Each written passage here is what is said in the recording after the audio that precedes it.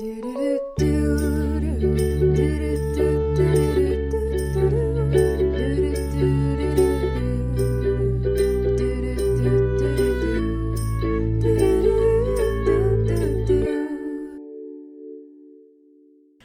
welcome to today's episode. I have a friend with me. Her name's Jess. She is from my Principles of Parenting class. I think it's Principles of Effective Parenting. Yeah. Anyway, and one day my professor was like, Kyra, what's your podcast called again? And I had told him like one time the semester before, so I was actually pretty impressed. And then I guess you just listened to it or were curious. Do you want to say a little bit more about that? You know, your title actually called my attention. Okay. I was really curious, like, okay, what does that mean? Mm-hmm. So I wanted to explore and dive into that. I got hooked on a couple of different episodes and the people that you brought in, and it was pretty neat. Thanks. Yeah, that's awesome. It's interesting because I started a blog in 2019, and it's called Imperfectly Broken. And then, long story short, I don't want to tell the whole story, but long story short, 2 people told me I should start a podcast, and I was like, no, but thanks. You know, like, that's funny, haha. And then I was like, wait a second, maybe I should.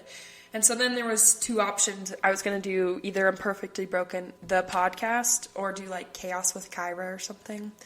But then I talked to a ton of people about it, and they were like, do you really want it to be known for, like, chaos if you're going to talk about serious things? And I was like, no. And then they were like, well, and you can bring your blog into it. It can be kind of a continuation thing. And so I was like, perfect. So anyway, yeah. Did you find the answer why Imperfectly Broken? Because I don't feel like it's super present. It's present on my blog, but not on the podcast. So that's actually great feedback. I will have to look into that. I at first thought it was Imperfectly Unbroken, and I was trying to figure out how that made sense. And then I looked back and I was like, I am so silly. Like, that's awesome. Come on. So it makes a little more sense than Imperfectly Unbroken. Yeah, that just makes my brain hurt. Yeah. She's imperfectly unbroken. Does that mean she's perfect? I don't know. Yeah. Yeah, so I took a long time trying to decide my blog name. Actually, I don't know if I did. I think it just came to me. Anyway, that's not important. I was just curious.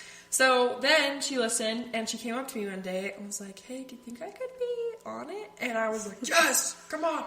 So, yeah. No, I love when people come up to me. I love when people want to be on because it's just a great opportunity for me to have episodes to listen to. So, anyway, Jess, do you want to tell us about yourself, though? Yeah, I would love to. Thank you, Kyra, first of all, for letting me come on here. My name is Jessica. I was born in Provo, Utah. Very nice. And I know, very, very nice. But my dad is an engineer, and he moved us around quite a bit. Okay. So I would not consider Provo, Utah my home by any means. Would you say you're familiar with it? No. Okay. I know where the best taco place is, and that's about it. Okay. But yeah, so I moved around a lot with my family.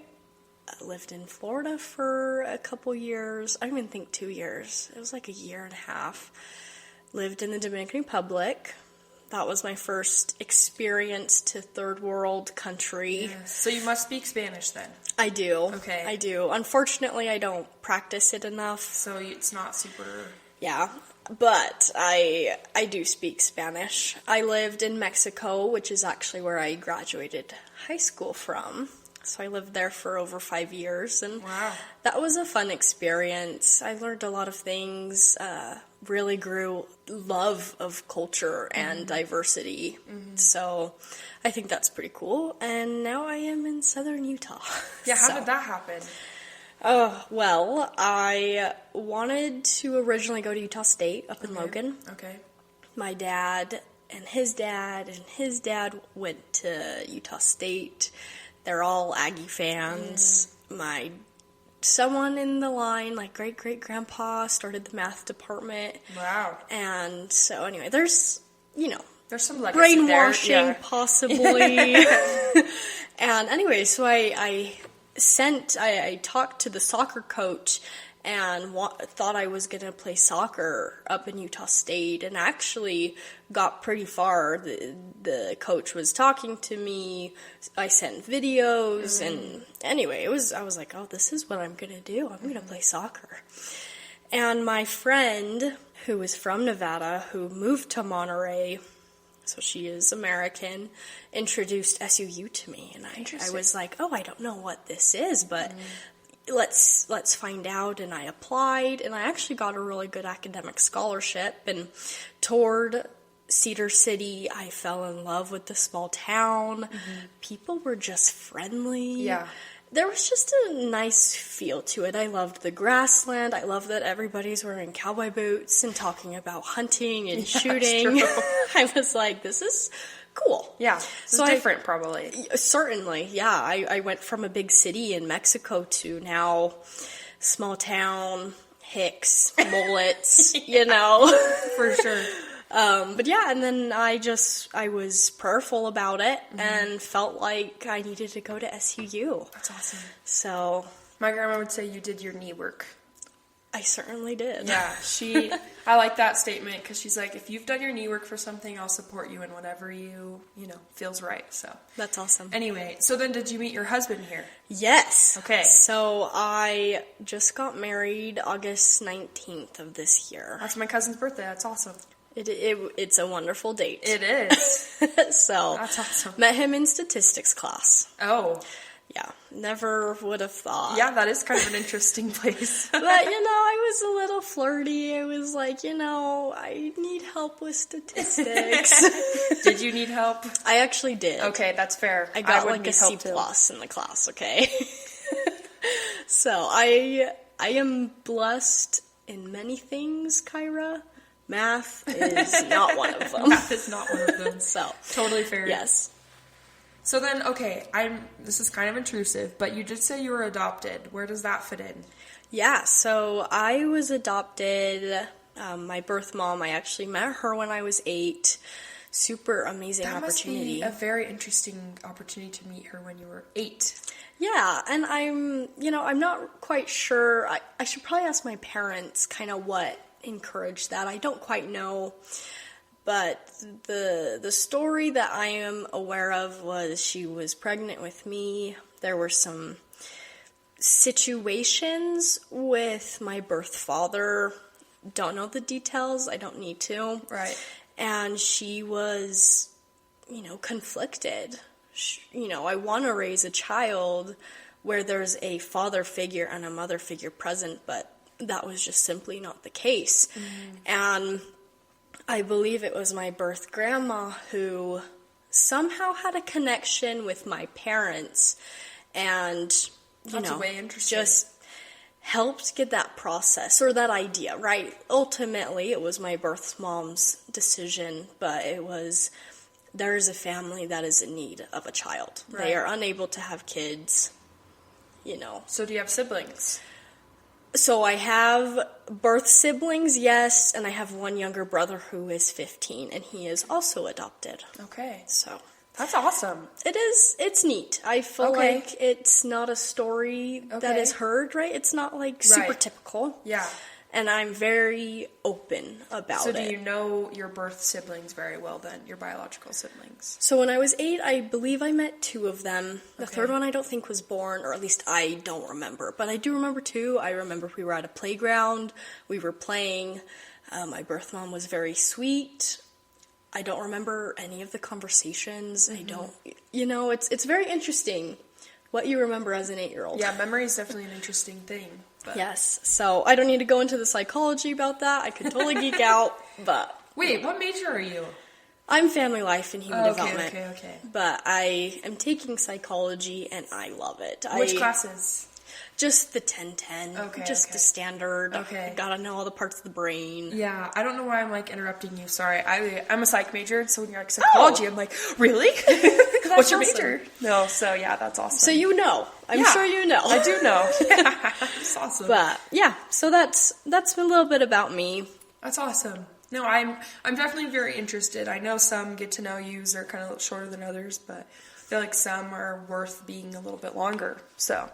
Anyway, you said you wanted to be on, and I was like, sweet, but I'm making you decide what you want to talk about, because I think it's fun to kind of put that growing process or growing opportunity on someone else, and I have to come up with episode ideas all the time. So I was like, I'm going to make her come up with it.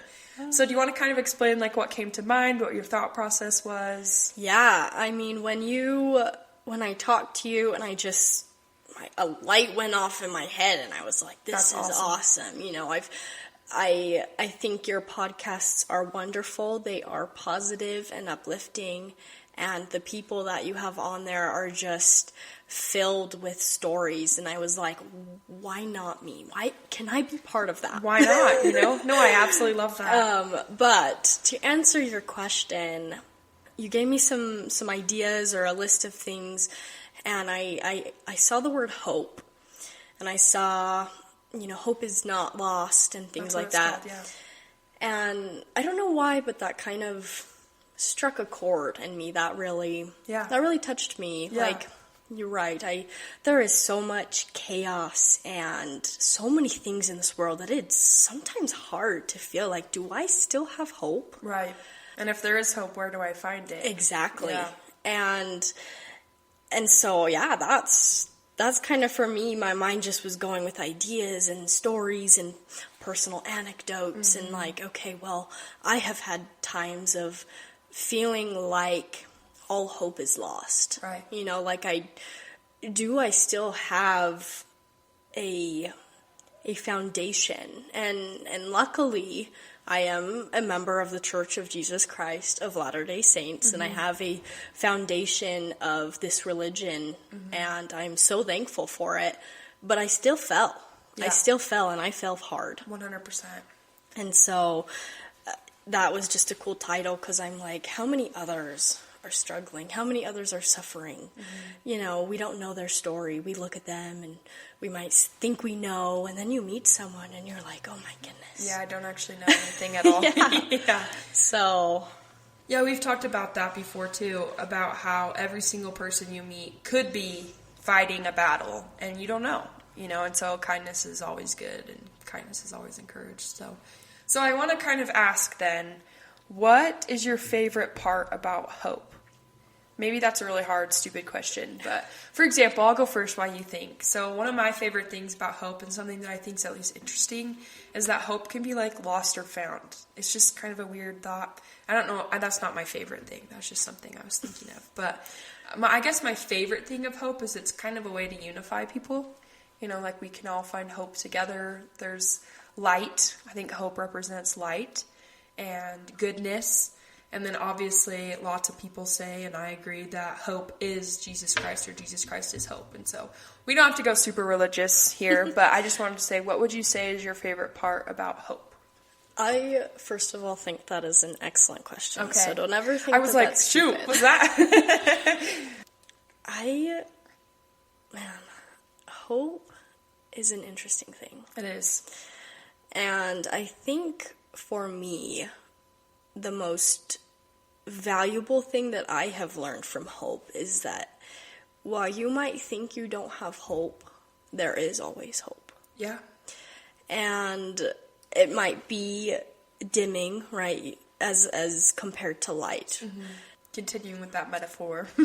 Well, I'm in the process of thinking, but you know, you have light, and we talk about this darkness, and there certainly is darkness, but the power that light has, for me, that is hope. Yeah. And sometimes someone else might be holding that light. Someone else might be helping you, and you don't even know. Maybe it's a smile. Maybe you smile, and that was someone's hope. And I don't know.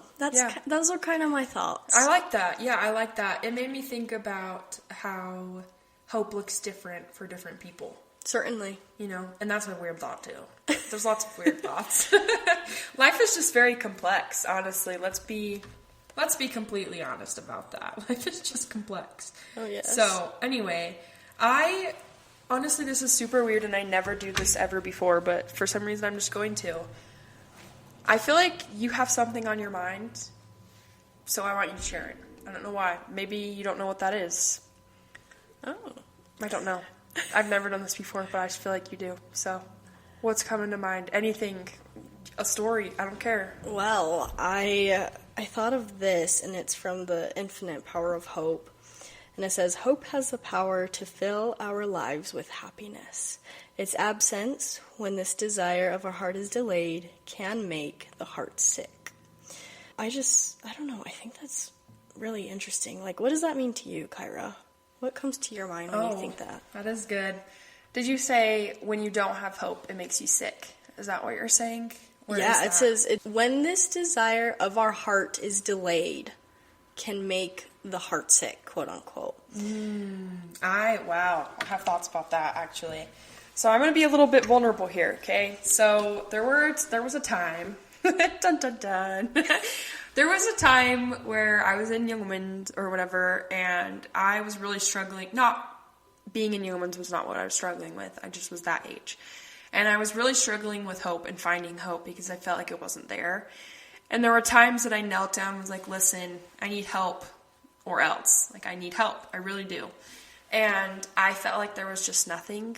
And that made me, like, devastated, because there was just this it was like compounding, like, hey, I'm reaching out, nothing, now it's even more hard or sad or whatever. And I think one thing that's interesting about hope is perspective, because I would say I didn't have any at all, and looking back, I can see where he was all along.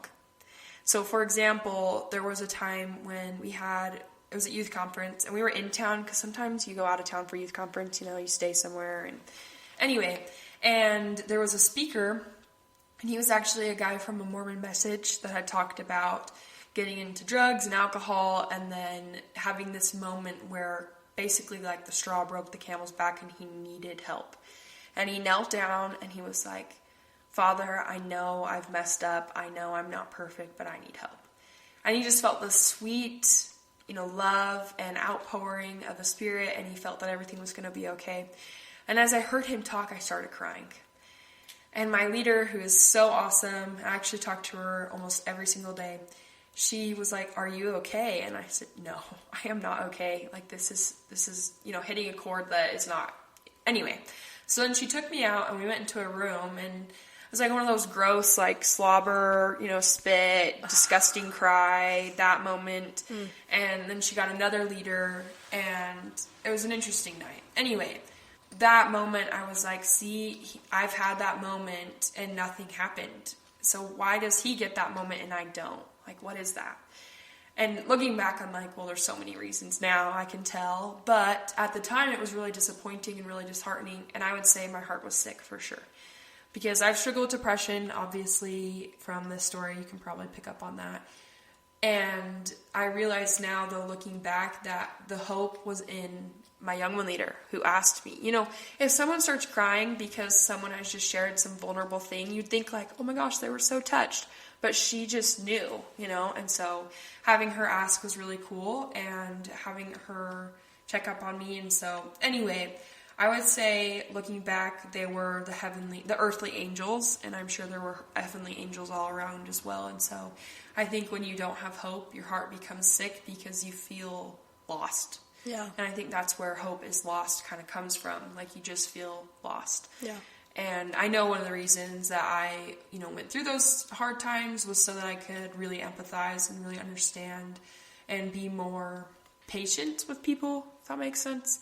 So that's kind of my story. But what came to mind when I said that? I'm sure something did, or a few things. Yeah, well, that is an incredible story. Very vulnerable, but I'm sure people need to hear it. Well, something that came to my mind while you shared your story was, the heart sick. I mentioned that, at least for me, I don't think hope is totally gone, but again, it can make your heart sick. And for me, anyway, Kyra, there was a time, I believe it was my first year of college. I got here. I came from Mexico, so I had different curfew, different experiences, never went to a prom, like just different experiences that I experienced but also didn't, that my friends in the US did. And so when I came to the US, I just felt an immense amount of independence and freedom, and I was no longer doing soccer. I had a difficult time with my soccer coach that last couple of years. There was just I don't know if I would go as far as emotional abuse, but there were just things that were said to me from him that were not nice. I was American, he would point that out. I was on the bench, I would do extra laps. Like, it just wasn't the best. So I needed a break from soccer. So I started going to the gym, and I certainly, I'm going to be vulnerable too with you. I was insecure with my stomach. Yeah. I was a gymnast. I had a beautiful, strong body. And then I was not fat. I never thought I was fat. But I had just an idea of what I needed to look like, and I wasn't that. Yeah. And so my first year of college, I ate very little. And I had no energy. I wasn't very happy. I'd go to work and I'd almost pass out. It's like a compounding factor because you're not happy, and so you're like, oh, I can't even eat. And then you don't eat, and then you're fatigued and not happy. Yeah, so it is a vicious cycle. 100%. And I would eat occasionally, but it wasn't great. I would make recipes because I like to cook, so that would bring me some happiness. But then I would not have breakfast. I would have, bread for lunch. And I didn't want that for myself, and yet I chose to do that. Yeah. And I did that for almost that full year. And I was going to the gym, not an excessive amount. I never reached, thankfully, a point of a disordered eating or anything like that. My eating was disordered. Disorderly eating, but maybe not an eating disorder. Sure. But anyway, my point to this, Kyra, is I also felt lost.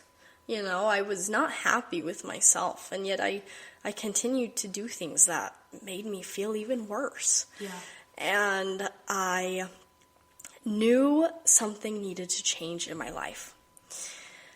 I was prayerful. I kind of talked to my mom about it, kind of indirectly. I don't even know to this day how she, if she knows to what extent it was. Is she listening to this now? I sure hope so. I really do. If she is, what would you tell her? I would tell her that I love her and all that she has done for me and helped me to overcome. And that's awesome. Yeah. I just wanted to plug that in. So you think she indirectly helped you, and what Certainly. changed? My desire to just be better. It was hard to talk to people because I know girls can struggle with this aspect, and people would come up to me and be like, Jess, you are just so beautiful, your body is like a model, all these things. And it was like, and then they would say, I wish I could look like you. And I was like, but you don't know what I'm going through. I'm also struggling. So interesting too. Yes. I wish I was as happy as you. Yes. Or I wish I looked like you. Like, or why do we do this? I don't Especially know. as women. Yeah. I love women. Well, sorry. Love men. No, you're good. But my man. I love my man. But women are so amazing, and yet we compare our Everything. weaknesses to other strengths. And so I just was like, no, like, you don't know what's going on. Yeah. Stop saying that. Like, you are beautiful. And I still want women to know that they are, But I had that little introspection of, like, self. I need to do something about this. Like, I want to be confident. I want to be up here. But I'm not doing things to get me there, And so I guess that for me was the kind of light. Point, yes, certainly. point. Like, I want to be better, and I know I can. So I made routine. I worked out. I calculated proteins, veggies, fruits. I meal planned. Was I perfect? No. That sounds impressive. But I tried. That's awesome. And I was not eating out as much. I mean, saving money, but also just not eating out. Mm-hmm. And I did it. It took time. That's awesome. I'm still working on it. Isn't it always a work in progress? It really is. It really is. So, but anyway, that's my short little story about that hope. I appreciate it. There was not a lot of hope for me that I thought. I was like, I'm going downhill. My religion was also not where it was supposed to be. I made choices that were not great. Mm-hmm. And it's crazy what happens when we start just kind of pulling, like, oh, just a little bit. Yeah. And then a little bit more. Right. So. It's so true. No, I appreciate your vulnerability, and I think that's awesome. I told Jess, I was like, here's the thing. I may not be able to completely not agree, that doesn't sound right. Relate, there we go. Relate with going to the gym a lot, or relate with eating a certain way. I would say a lot of girls, if not most girls, have body image issues. I'm in this group class. It's a psychology course. Anyway, it's basically group therapy. Are you still going to school in a year, or are you graduating soon? I will be graduating in a year, yeah. Okay, so do you have fall? Are you going to go to school in the fall? Yes, yep. Okay. Next fall. Okay, we'll talk. There's this class that you should take. Okay. Because it's really awesome. But it's basically just group therapy, and so I'm a facilitator for it this time. I actually took it last fall. Anyway, body image has been a really big topic in that class, and I think way more of us struggle with it than we like to say, And it's interesting because you look at people and you're like, wow, they are beautiful. And internally they're like, wow, I look like crap, Mm-hmm. So anyway, while I do not relate on going to the gym or making meal plans or whatever like that, I love you bringing that onto here because I think diversity is important. And anyway, so yes, thank you for sharing that. I really do appreciate that. We are running out of time for our first episode. So I'm going to ask you, did you pick out a quote that you wanted to share? Oh, yes, okay. I did. Perfect. So this is Viktor Frankl from my favorite book. That's A Man's Search for Meaning, or Man's Search for Meaning. Yes. I'm actually reading it right now. Oh, no how joke. do you like it? Yes, I've enjoyed it a lot. Right now it's talking about being worth, what is he talking about? Worth suffering. Mm-hmm. You find that, I'm going to find what I'm talking about, just because now it's going to bother me. Go ahead. My quote is, those who have a why to live can bear with almost anyhow. Wow. Yeah, that's awesome. I've read that part. Yeah. Okay, it's literally on the page. There's only one thing that I dread, not to be worthy of my sufferings. And the reason that stood out to me is because sometimes we go through really hard things and we're like, why? Why, God? Like, why, And he's like, I love you, and this is going to help you. And I hate to say that because sometimes it's like, no, this is really stupid. I don't want this to help me. Don't tell me that. But in my life, I would say some things have made me better. Most things.